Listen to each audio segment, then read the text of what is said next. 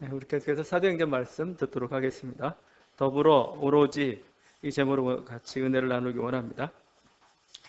예수님께서 선포하셨던 메시지를 한마디로 하면 하나님 나라였습니다. 하나님 나라는 이런 나라다. 하나님 나라가 곧 가까웠다. 하나님 나라는 인자로 말미암아 예수로 말미암아 얻게 될 것이다.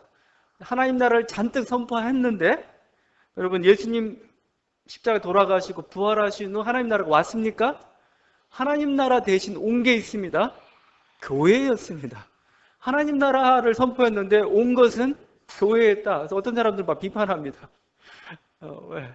하나님 나라, 예수님 더 큰 걸 얘기했는데 온 것은 조그만 인간적인 조직이었다. 여러분, 그렇게 생각하면 안 되고 바꿔야 됩니다. 교회가 곧 하나님 나라입니다. 교회가 하나님 나라예요. 여러분, 이 사실을 선명하게 보여준 게 사도행전입니다. 하나님 나라, 이제 먼 하늘에서 미래에서 찾지 말고 여기서 찾아라 이거예요. 어디? 바로 교회입니다. 제가 얘기하는 게 사실은 뭐 이렇게 교회주의자라서 그런 건 아니고 사실 그래요. 여러분, 예수님이 그 생전에 글을 쓰신 적이 없어요. 자, 나의 이론은 이런 거고 너희는 이렇게 해야 된다고 글을 쓰시지 않고 말씀을 하셨습니다. 여러분, 말이라는 게 참 묘해요. 그렇죠? 말이라는 건 항상 듣기 나름이에요. 이 사람은 여기서 은혜 받고 저 사람은 저렇게 이제 막 곡해하고 말이라는 게 이렇게 글은 명확한데 말은 그렇지가 않아요. 자, 그러면 복음서는 뭐냐? 아닙니다. 전에는 그냥 예수님을 이렇게 따라다니는 사람들이었어요. 근데 예수님 말씀이 좋아서 했는데 그분이 십자가에서 달려 돌아가시고 부활하신 모습을 보면서 그분이 메시아였구나. 하나님이심을 그때서야 깨닫게 된 겁니다. 그래가지고 다시 되돌아보면서 그분이 누구신가를 쓴 게 복음서예요. 복음서. 다시 옛날의 기억을 다시 되살려가지고 우리가 새롭게 깨달은 예수님의 모습 속에서 다시 예전의 모습들을 복원해낸 게 복음서죠. 그런데 그냥 그것만 한 건 아니죠. 하다 보니까 자기 교회의 문제도 있고 자기 선교적 상황도 있다 보니까 거기에 관련된 예수님의 해석도 같이 덧붙이게 되고 하다 보니까 다양한 모습으로 나타나게 됐습니다. 그래서 복음서가 4권이에요. 여러분, 이게 예수님이 글을 쓰셨으면 한 권이면 좋겠어요. 모든 교회가 통일적으로 야, 우리 예수님 이런 분이다 고백했으면 딱 한 권만 나왔을 겁니다. 복음서가 4권이 나왔어요. 4권이 나왔다는 건 뭐죠? 그만큼 예수님 바라보는 시각이 다양했다는 겁니다. 물론 이제 긍정적으로 이렇게 표현할 수 있어요. 예수님 워낙 크신 분이니까 사방에서 조명해야 보이는 분이죠. 그렇지 않아요? 코끼리를 어떻게 그냥 한 번, 야, 코 길어. 다리는 이만해. 그냥 사방에서 봐야 제대로 보이는 거 아니겠습니까? 긍정적으로 우리가 그렇게 표현할 수 있겠습니다. 자, 중요한 점은 뭐냐면 이겁니다. 결국 우리가 알고 있는 예수, 여러분이 복음서를 읽고 있는 예수는 누구예요? 초대교회가 증언했던 예수입니다. 초대교회가. 그들이 예수를 만나고 난 다음에 그들의 눈으로 바라본 예수, 소개한 예수예요. 그러니까 마치 내가 예수를 직접 보고 있는 게 아니라 뭐죠? 어떤 분이 예수를 만났습니다. 예수를 만나고 예수는 이런 분이신다고 간증한 예수를 여러분이 지금 만나고 있다는 거죠. 그런 점에서 교회를 무시하면 안 돼요. 왜냐하면 복음서 밑바닥에는 교회가 있어요. 교회. 신앙 공동체가 있어요. 그들의 고백이 바로 복음서가 됐던 거고 우리는 그것을 통해서 예수를 만나고 있다는 겁니다. 그래서 키프리아누스라는 교부가 있습니다. 이 사람은 이렇게까지 얘기했습니다. 교회를 당신의 어머니로 가지지 않는다면 하나님을 당신의 아버지로 가질 수 없다. 여러분이 하나님 아버지라고 하잖아요. 그러려면 뭐예요? 교회를 어머니로서, 어머니는 하나의 산실이죠. 하나의 산실인데 이건 뭐 칼빈도 마찬가지였습니다. 교회를 모든 신자들의 어머니라고 비유했습니다. 어머니. 그만큼 교회가 소중하다는 겁니다. 그러니까 나는 성경 하나만 가지고 내 신앙을 가질 수 있어. 절대 그럴 수 없어요. 같이 그 옆에 교회가 있어야 되는 거고 성경을 읽는데 그냥 성경을 읽어서는 안 되고 뭐죠? 교회가 해석해 준 성경. 이게 중요하다는, 이게 굉장히 중요한데 이렇게 임한 게 바로 이 하나님 나라라는 겁니다. 하나님 나라. 여러분 지금 12제자의 이름들을 이렇게 지금 밝히고 있죠? 12제자. 하나하나 이름들을 밝히고 있습니다. 이 한 사람 한 사람들이 모여서 이루어진 게 바로 교회라는 공동체입니다. 그런 점에서 지금 사도행전에서 지금 누가는 그 한 사람 한 사람들 이름을 이렇게 지금 밝혀주고 있는 것이죠. 그래서 교회라는 것은 마치 이 땅에 거하는, 그러니까 하나님 나라는 장차 올 것이지만, 언제나 하나님 나라 올 것이지만 이 땅에 있는 임시정부와 같은 곳입니다. 임시정부. 그게 바로 교회라 이겁니다. 그런 점에서 오늘 13절, 14절 말씀 바로 교회의 탄생입니다. 교회라는 것이 어떤 곳인가를 지금 보여주고 있어요. 12사도의 이름, 여자들, 예수님의 가족들이 언급되고 있죠. 자, 제가 이 교회의 중요성을 얘기해서 좀 더 설명을 할게요. 여러분, 교회의 본질을 규정하는 것 중에 사도성이라는 게 있습니다. 교회는 뭐냐? 교회는 하나다. 교회는 거룩하다. 교회는 여러 가지를 정의하는데 그 중에 가장 중요한 교회의 본질 중에 하나가 사도성입니다. 사도성이 뭐냐 이거 사도성이? 사도성이란 건 뭐냐면은 교회가 사도의 인격, 한 사람이죠. 그 사도의 인격과 그들의 신앙 고백 위에 서 있다 이겁니다. 이렇게 하면 편할 겁니다. 여러분, 초대교회에서 정통과 이단을 나눴던 게 뭐였겠어요? 예수님 말씀이었겠어요? 정통과 이단을 나눴던 거? 이건 정통이야. 얘는 이단이야. 얘는 제대로 된 게 아니야. 뭐가 정통이었겠어요? 간단합니다. 누가 그 교회를 세웠느냐입니다. 누가 그 교회를. 오늘 언급된 12명의 사도가 있잖아요. 그들이 세운 교회는 정통교회예요. 그렇지 않고 나는 어느 날 계시를 받아가지고 세웠다. 그건 아닙니다. 그건 좀 검증을 받아봐야 되는 겁니다. 그러니까 그걸 우리가 사도성이라고 하고 이게 굉장히 중요한 겁니다. 여러분, 그 복음서가 하나의 정경이 됐잖아요. 신약 정경이 됐습니다. 복음서가 정경이 된 가장 큰 기준이 뭐 같아요? 읽어보니까 너무 성령의 감동에 너무 은혜로웠다. 물론 이제 그거 중요하지만 제일 중요한 기준은 뭐냐면 누가 썼느냐입니다. 누가 썼느냐. 사도 마태가 썼기 때문에 인정이 되는 거고, 마가는 뭐예요? 마가는 사도는 아니었죠. 12사도는 아니었죠. 그러나 베드로의 수석 제자였다는 점에서 사도와 함께 했던 인물이라는 점에서 받아들인 겁니다. 누가복음 뭐예요? 누가든 사도는 아니었습니다. 그죠? 뭐죠? 사도 바울과 함께 했던 사람이라는 점에서 받아들여졌고 그 내용도 합하니까 인정이 된 겁니다. 절대 디다케라고 AD 90년에 기록된 성경이 있습니다. 거의 사도행전과 거의 비슷한 시기입니다. AD 90년에 디다케라는 95년 정도 되죠. 디다케라는 아주 중요한 교부의 문헌이 기록이 됐습니다. 어떻게 보면은 가장 오래된 교부 문헌일 수 있습니다. 근데 성경이 안 됐어요. 왜 안 된 줄 아세요? 사도가 아니기 때문에. 사도와 직접 관련 있는 인물이 쓴 게 아니기 때문에 뭐예요? 성경이 안 됐어요. 그 사람이 만약에 디다케를 요한복음도 90년, 95년에 기록됐다고 하잖아요. 그러면 성경이 됐습니다. 여러분, 사도의 인격에 섰다는 거 얼마나 중요한지 몰라요? 그들의 공통된 신앙. 여러분, 그래서 우리가 법통이라고도 할 수도 있고, 우리 종교개혁할 때 문제가 됐던 부분이 사도성 때문에 문제가 됐습니다. 우리는 사도들이 신앙 고백들 위에 전통에 있기 때문에 우리는 사도성이야라고 얘기했는데, 카톨릭 측의 입장은 그거였어요.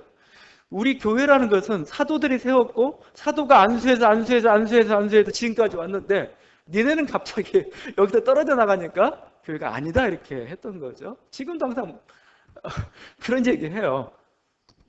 제가 그 얘기를 하는 것은 한 사람의 인격 위에 세워졌다는 겁니다. 그리고 그 인격이 물론 신앙 고백과 같이 동반되어 가고 있지만 그걸 우리가 통칭해서 뭐라고 하면 교회 전통이란 말을 쓰기도 하고 그렇습니다. 그 위에 서 있는 게 교회라는 거예요. 이걸 자꾸 무시하니까 개신교 이단이 너무나 많아요. 어느 날 성경을 읽다가 자기가 감동을 받았어요. 와, 이건 내 놀라운 깨달음이다. 그럼 교단이 하나 창시가 돼버리네요. 그리고 이게 뭐라고 하죠? 근본이 없다고 하죠, 근본이. 왜 근본이 없습니까? 교회 전통을 무시하는 겁니다, 지금. 교회가 어떤 토대 위에서 계속 이렇게 2000년의 역사를 이어왔는가. 그들이 성서를 어떻게 해석했는가. 그걸 존중해줘야 되죠. 자기가 아무리 깨달은 게 있을지라도 그 깨달음이라는 것은 그 존중한 선상에서 서 있는 것이죠. 여러분, 이 사도행전이 얼마만큼, 여러분, 사도행전이 성령행전이니까 막 성령의 어떤 자유로운 역사들을 마음껏 한 것 같잖아요. 사도행전만큼 교회의 질서를 강조하고 있는 게 없습니다. 아주 교회 질서에 대해서 엄청 강조해요. 그 12이라는 거, 사도라고 할 땐 12 숫자만이 12명만이 진짜 온 사도입니다. 물론 이제 거기서부터 그 다음 사도들이 나오기도 하지만, 그래서 12를 맞춰야 돼요. 다음에 하는 일이 뭡니까? 제비 뽑아서 유다의 빈자리를 채우는 그 일을 하고 있죠. 그 다음에 여러분, 그냥 여러분은 12명의 이름을 그냥 읽을지 모르겠는데 그 순서 바꾸면 안 됩니다. 서열이에요, 서열. 그러니까 베드로가 대장이에요. 수서. 원래 베드로 다음에 누가 나와야 되죠, 여러분? 저쪽에서는 안드레가 나와야 되죠. 형제. 그 다음에 요한전에 항상 야고가 먼저, 야고보와 요한 이렇게 나오잖아요. 근데 이거 뭐예요? 베드로, 요한이죠. 서열입니다. 좀 조심해서 읽어야 돼요. 그러니까 굉장히 어떤 질서와 그 의식을 굉장히 중요시 여겨요. 이건 어디서 나오냐면 여러분, 바울과 바나바가 선배죠. 처음엔 바나바와 바울이라고 얘기합니다. 근데 여러분이 성경을 쭉 읽다 보면은 나중에 은근히 바울과 바나바로 서열이 바뀌어요. 여러분, 그 브리스길라와 아굴라죠. 브리스길라가 여자예요. 근데 사도행전에서는 항상 브리스길라가 먼저 앞에 나옵니다. 브리스길라가 아굴라 남편보다 어떤 역할을 더 하고 있는 겁니다. 그러니까 굉장히 질서들. 바울은 교회사에서 보게 되면 굉장히 이렇게 예루살렘 어떤 그런 그들 교회와 뭔가 조금 약간 배척되는 그런 분위기로 이렇게 묘사되고 있는, 사도행전은 그러지 않습니다. 바울은 철저히 예루살렘 교회의 지도권에 순종하는 사람입니다. 그래서 다메섹에서 바울이 회심하고 난 다음에 제일 먼저 한 일이 뭐예요? 돌아오는 거, 이쪽에 저기 예루살렘에 와가지고 뭐요? 사도들로부터 확인받는 겁니다. 아, 너 진짜 예수쟁이가 됐는지 안 됐는지 사도들로부터 확인받고 있죠. 바울이 1차, 2차, 3차 선교여행 다 했죠. 그러고 나서 뭐 했습니까? 다시 예루살렘 교회로 와가지고 선교 보고해요. 어떤 일이 있었다고 이렇게 선교 보고합니다. 이게 질서죠. 자, 이런 어떤 그렇게 예루살렘 교회가 인정했던 사도 바울, 그 사도 바울로부터 나온 게 이방인 교회라는 겁니다.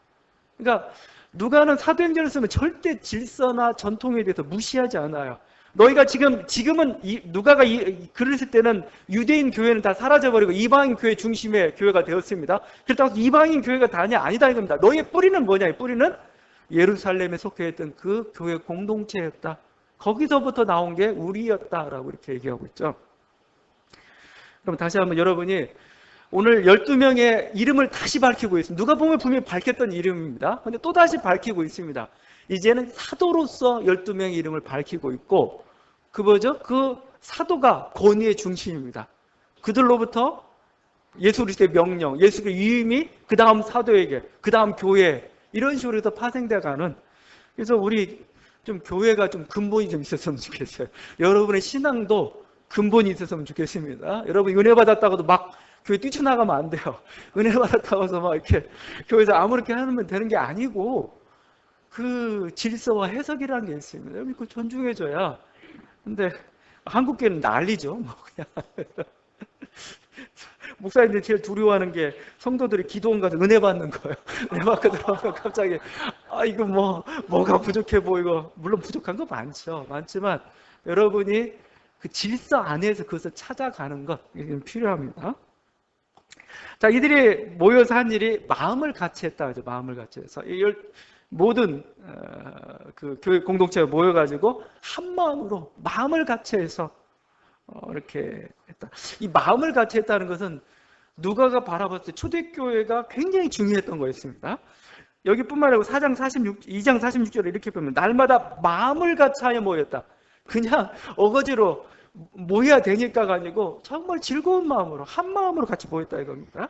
5장 12절입니다. 믿는 사람이 다 마음을 같이 하여, 마음을 같이 했다. 마음을 하나가 된 공동체, 이게 바로 초대교회고, 여기뿐만 아니고 4장 24절, 8장 6절 계속해서 반복하고 있는 게 교회는 하나 된 공동체, 마음을 같이 하는 그런 공동체였다 이거죠. 물론 여러분 초대교회 한번 생각해 보세요. 초대교회가 사실은 분파들이 많았어요. 고린도서만 보더라도 베드로파, 아볼로파, 바울파, 그리스도파, 또 바울 서신만 보더라도 막 유대주의파, 아니면 그냥 순수하게 어떤 복음파, 아니면 또 영지주의 경향의 사람들, 심지어는 세례 요한파까지도 있습니다. 세례 요한의 계통, 그런 존재였던 그렇죠. 다양한 분파들이 있습니다. 자, 그런데 그들은 물론 차이가 있어요. 차이가 있지만 누가 바라봤던 것도 본질 면에서는 저들은 하나였다. 이건 하나였다. 예수 그리스도를 주로 모신다는 것, 그들이 한 교회를 이루고 있다는 것, 그들이 예수의 증인으로서 살아가고 있다는 그 모든 가장 본질적인 면에서 그들은 하나였다고 얘기하고 하나됨을 지금 강조하고 있는 것입니다. 여러분, 그 역사라는 게 그래요. 역사가 뭐 공동체도 어떤 조직도 그렇고 가장 중요한 것 중에 하나가 뭐냐? 하나됨입니다. 하나됨. 마음을 같이 한다는 거, 이게 얼마나 중요한지 몰라요. 그 토인비 역사 연구에 그 역사를 뭐냐라고 할 때 도전과 응전의 역사라고 표현하잖아요. 도전과 응전의 역사입니다. 뭔가 자연의 변화가 있습니다. 이민족이 침입을 해옵니다. 이게 도전이죠. 이 도전이 오게 되면은 응전을 해야 되는데 응전을 잘하면은 그 문명이 살아남을 뿐만 아니라 번성하게 됩니다. 근데 대부분 그 도전 앞에서 응전을 못하게 되면은 사라지고 말아요. 그런데 이렇게 이 도전 앞에 흔들리게 만드는 결정적 두 가지 요인이 뭐였느냐고 했을 때 토인비는 두 가지를 이렇게 표현했습니다. 내부 분열과 경직성이다. 내부 분열. 진짜 그런 것 같아요. 변화가 왔으면 변화를 받아들여야 되죠. 변화해야 되는데 안 변해요. 경직성입니다. 또 하나는 뭐죠? 내부 분열입니다. 내부 갈등하다 결국은 에너지를 다 갉아먹고 말 때. 대부분 역사가 그래요. 망한 나라들 보게 되면은 외부의 적이 강해서 망한 경우도 있겠지만 대부분 외부의 적이 왔을 때 내부 분열이 납니다. 그것 때문에 망하고 말아요. 나라가 그렇습니다. 그래서 한 나라에 있어서 가장 중요한 것 중에 그 국민들을 분열시키는 것처럼 나쁜 게 없어요. 그런 정책처럼. 그래서 불평등, 불의가 바로 공동체를 파괴하는 건데 가장 나쁜 정책이고 가장 안 좋은 겁니다. 이스라엘 선지자들이 얘기했던 게 객과 고아와 과부, 가난한 자 얘기를 한 이유가 뭐예요? 불평등과 불의 때문에 뭐예요? 공동체가 갈라지는 겁니다. 이건 한 식구인데 불구하고 갈라진 것 자체가 잘못됐을 뿐만 아니라 이러면 뭐예요? 나라가 약화가 되는 거죠. 나라가 위기에 처하는 겁니다. 초대교회는 하나가 되었습니다. 어느 순간에는 하나가 되었기 때문에 막 외부로부터의 고난과 핍박들이 있고 가난함들이 있었지만 뭐예요? 이겨낼 수 있었어요. 그것들을 잘 이겨낼 수가 있었던 겁니다. 오늘 짧은 두 구절이지만 여기에서 저는 몇 가지 사례를 좀 볼 수가 있습니다. 거기 보게 되면은 그 사람들 이름이 나오는데 결국 누구의 아들 뭐 이런 식으로 나오기도 하고 그냥 이름을 밝히는데 독특한 하나의 이름이 있습니다. 거기 셀롯이죠. 셀롯인 시몬. 셀롯인 시몬. 셀롯은 젤롯입니다. 젤롯은 열심당원입니다. 열심당원 뭐냐면은 그냥 이들은 애국지사라고 생각하면 됩니다. 로마의 압제에 있는 것은 이것은 하나님 뜻에 위배되는 거고 폭력으로 무장봉기해야 된다. 이게 열심당원입니다. 열심당원인 시몬이 있었습니다. 유다도 열심당원 내지는 민족주의자일 가능성이 굉장히 높습니다. 근데 그 반대편에 있는 사람이 있습니다. 누구냐면 마태죠. 마태는 세리입니다. 세리. 여기 나와 있지는 않지만 세리입니다. 세관에서 일하던 사람. 세리는 누구예요? 이건 완전히 친일부차입니다. 왜냐하면 로마에 부역하면서 로마를 대신해서 세금을 걷어들이는, 그래서 자기의 이익을, 중간 이익을 취득하는 그런 존재죠. 그러니까 세리와 젤롯이 같이 있습니다. 그러니까 애국자와 친일파가 같이 있는 그 공동체가 교회였습니다. 왜 그랬겠습니까? 그들이 정치 성향으로 모였으면 결국 그런 일이 벌어지지 않죠. 그들은 뭐예요? 예수 그리스도 이름으로 모였기 때문에 그렇습니다. 교회는 어떤 곳이에요? 정치 성향보다 더 큰 예수 그리스도의 이름으로 모인 공동체가 바로 교회입니다.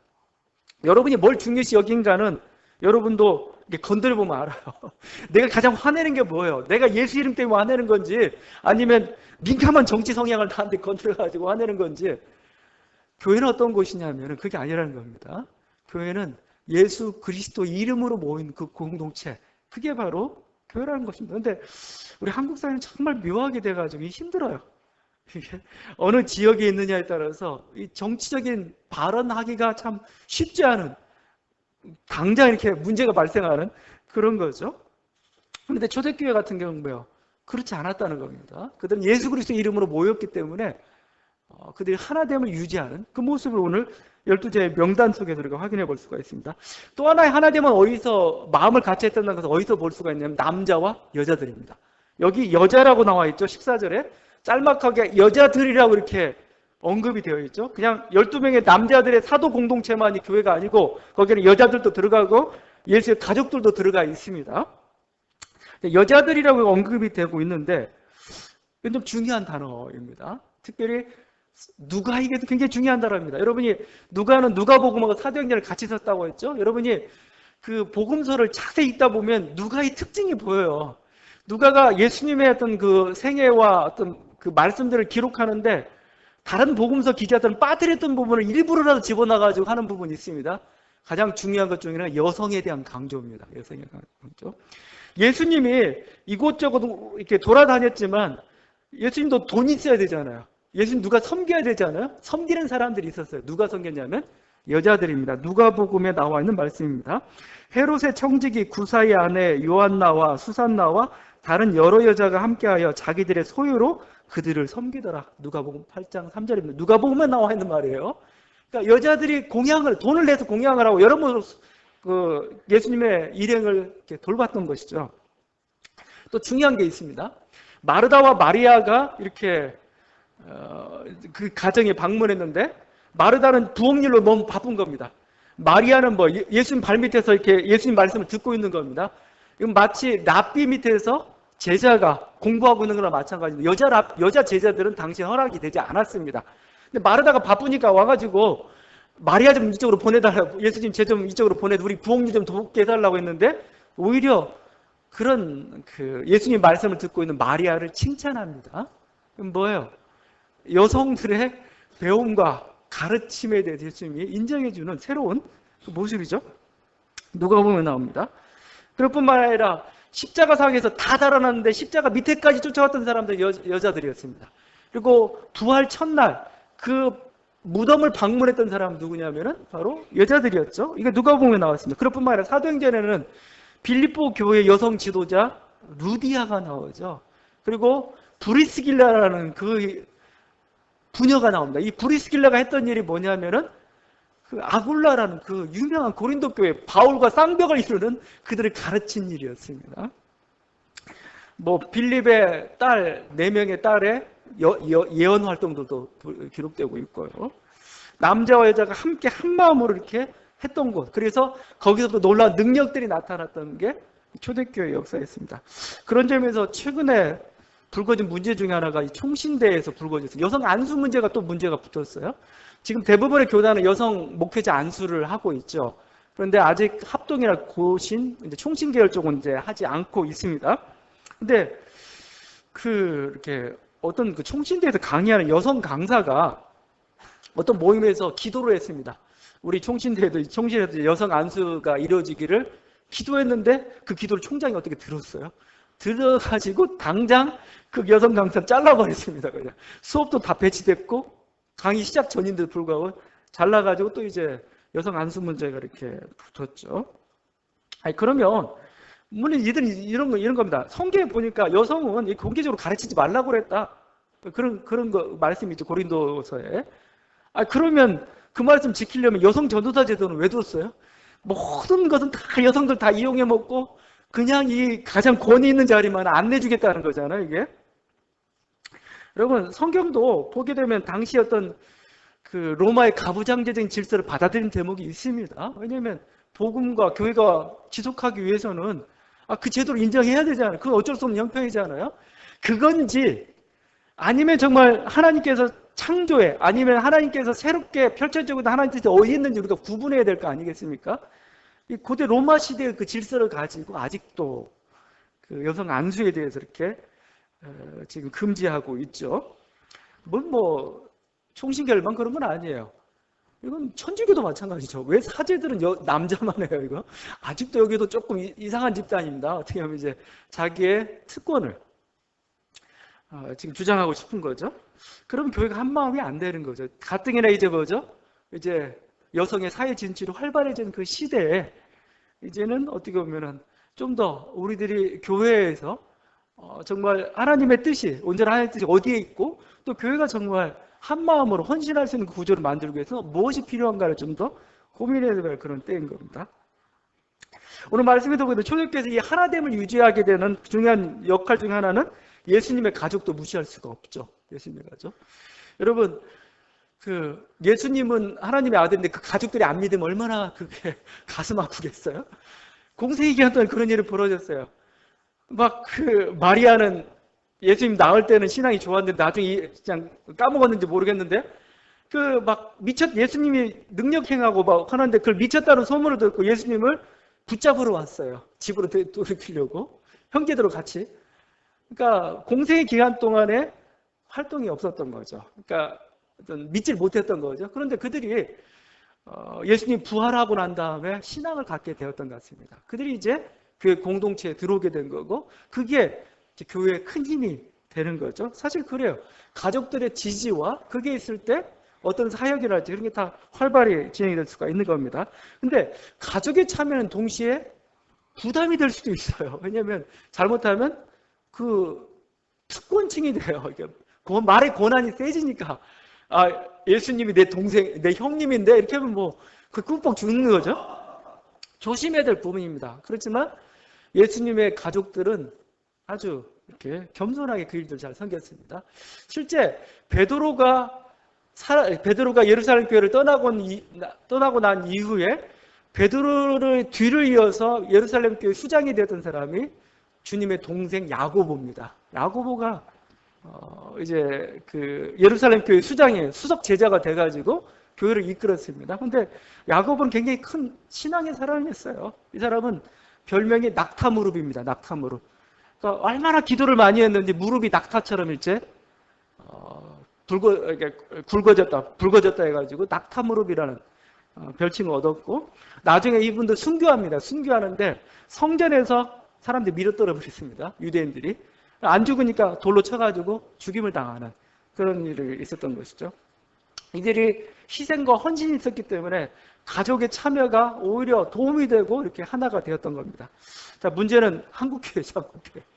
우리 교회는 이거 모범으로 삼을 수 없어요. 왜냐하면 가족들의 참여가 한국교회에서 가족들의 참여, 개입 이런 건 뭐죠? 희생과 헌신이 아니고 특권과 굴림이 돼버렸죠. 교회 세습이라는 게 그렇죠. 교회 세습이라는 거. 명백한 특권이고 금수저죠. 금수저. 교회의 금수저들은 누구냐? 교회 세습한 사람들입니다. 그래가지고 자기야 교회가 대형 교회 중에서 알만한 교회 중에 세습 안 한 교회가 없어요. 사역을 잘한다. 따지더라도 그건 분명히 특권이죠.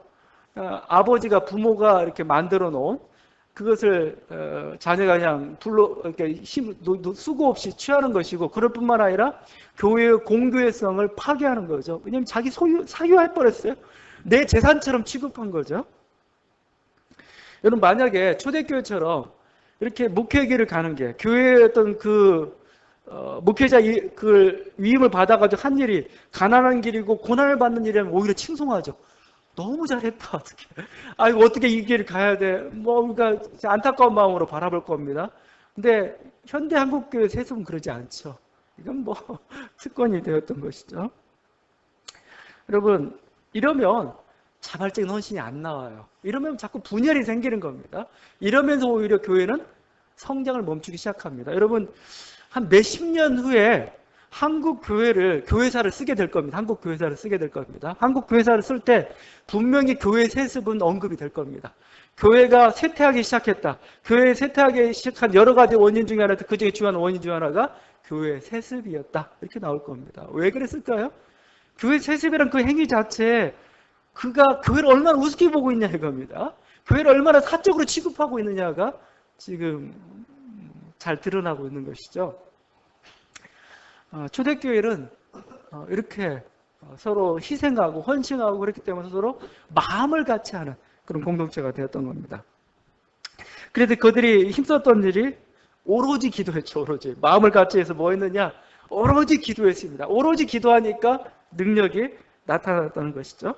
여기 지금 다락방에서 기도하고 있습니다. 이 다락방은 마가의 다락방이라고 합니다. 나중에 보게 되면은 이렇게 마가의 집에서 기도하고 있는 모습이 보여요. 이 다락방은 예수님의 최후의 만찬을 집행했던 그 다락방이기도 하고, 아마 이곳에서 오랫동안 좀 머물렀던 것 같습니다. 머물렀는데, 여기서 기도하다가 오순절에 또 성령 강림 사건을 경험하기도 했을 것입니다. 근데 이게 지금도 성지순례 가게 되면은 시온산 근처에 있습니다. 시온산 근처. 진짜 이제 옛날 그 모습인지 모르겠는데 하여튼 2층 다락방 올라가게 되면은 한 100여 명 정도 앉을 수 있는 공간이 있고 그런 공간이 있습니다. 그 다락방에서 기도하고 있는데 그냥 기도가 아닙니다. 그냥 기도가. 여기 뭐라고 하죠? 오로지 기도에 힘썼답니다. 오로지. 중요한 단어입니다. 오로지. 옛날 개역 성경에서는 전혀 기도에 힘썼다고 하죠. 전혀 기도에. 여기 문법이 지난번에도 얘기했죠. 완구법이라는 형태입니다. 뭐냐면은 그 기도 행위를 계속 반복하는 겁니다. 지속적인 행위입니다. 지속적인. 그 지속적인 행위를 표현하기 위해서 오로지라는 단어를 쓰고 전혀라는 단어를 쓰고 있고 영어에서는 콘스탄틀리라는 단어를 쓰고 있습니다. 끊임없이 계속해서 기도했다 이렇게 표현하고 있습니다. 여기뿐만 아니죠. 2장 42절도 마찬가지입니다. 그들이 사도의 가르침을 받아 서로 교제하고 떡을 떼며 오로지 기도하기를 힘쓰니라. 왜 기도했느냐? 능력의 근원이 바로 기도기 때문에 그렇습니다. 여러분 성경 말씀 누가복음 사도행전 한번 자세히 한번 읽어보십시오. 여러분 죽은 자가 살아나는 게 기도할 때 일어납니다. 성령이 많은데 언제 일어나? 기도할 때 일어납니다. 기도할 때 환상이 보입니다. 기도할 때 옥문이 열립니다. 기도할 때 합당한 사람 하나님이 세우시고 기도할 때 사역지가 열리고 막 그랬던 것이죠. 그 모든 능력의 통로가 기도였던 겁니다. 그러니까 이들이 당연히 기도할 수밖에 없었습니다. 기도가 문제 해결의 열쇠였고 능력의 근원이었던 거죠. 제자들은 이것을 그냥 경험으로 습득한 게 아니고 예수님으로부터 배웠습니다. 여러분 누가가 누가복음을 기록하는데 누가가 봤던 예수님은 어떠한 예수님이었느냐? 기도하는 예수님이었어요. 기도하는 예수님. 그래서 그분은 세례받을 때도 그냥 받지 않고 기도하고 받습니다. 밤새도록 밤이 맞도록 철야 기도하시는 분이고 그래서 제자를 세우신 분이고 기도하고 나서 주기도를 가르쳐주신 분이고 변화산에서 기도하러 갔다가 놀라운 능력을 경험하신 분이고 겟세마네에서 막 땀이 핏방울이 되도록 이렇게 기도했던 분으로 이렇게 묘사가 되고 있죠. 다른 어떤 복음서보다 누가복음에 기도에 대한 비유가 많이 나와요. 여러분 가장 유명한 비유가 뭡니까? 과부와 불의한 재판관 비유잖아요. 이거 누가복음에 나와요. 밤중에 찾아온 벗의 비유. 막 떡 달라고 누가복음에 나옵니다. 죄인의 기도와 그 바리새인의 기도, 세리의 기도와 이 누가복음에 나옵니다. 구하고 찾고 드리는 그 거린의 기도 모두에게 나오겠지만 누가는 그 무엇보다 기도에 대한 게 눈이 뜨였어요. 이 기도다, 기도. 자, 여러분, 그러니 인간인 제자들, 예수님이신 그분이 기도함으로 능력을 얻었는데 인간인 우리들이 무엇으로 능력을 얻겠습니까? 더 해야 되지 않겠습니까?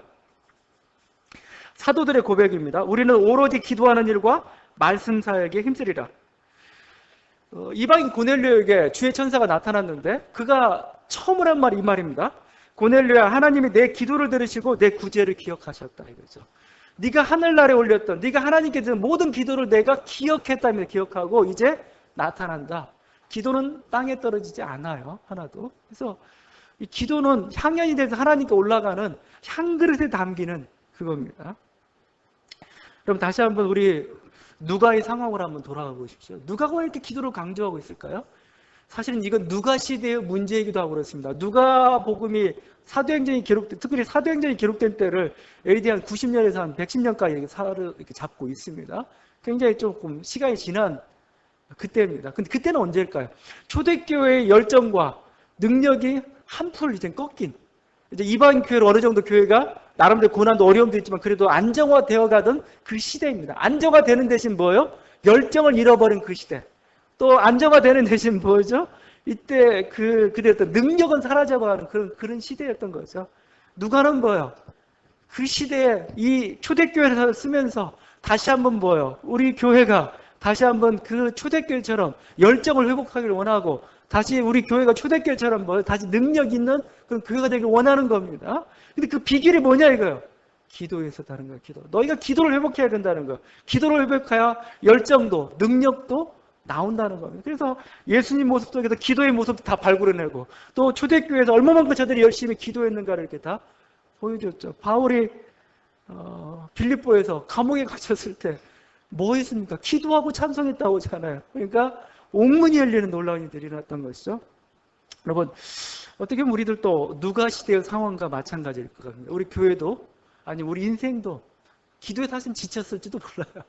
기도에 지쳤어요. 오랫동안 기도했는데 잘 안 이루어지는 것들, 또 이렇게 좀 이제 너무 이제 습성화되다 보니까 이제 정말 이렇게 타성화돼 버리고, 그래서 이제 기도도 형식화돼 가고 기도의 열정이 사라져 버린 그런 시대, 사실은 우리의 시대일지도 모르겠습니다. 저와 또 우리 교회의 모습이기도 하고 그랬던 것이죠. 지금 사도 바울은 또 그 사도 바울의 제자 이 누가는, 그리고 누가를 통해서 하나님은 우리들에게 다시 한번 기도를 다시 한번 회복하라 이겁니다. 너희의 기도는 하나도 땅에 떨어지지 않는다.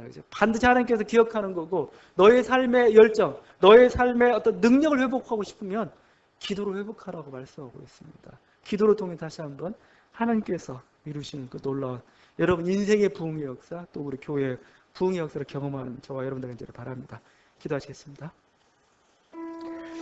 우리 기도할 때 하나님, 우리를 교회로 부르심을 다시 한번 이렇게 감사를 드립니다.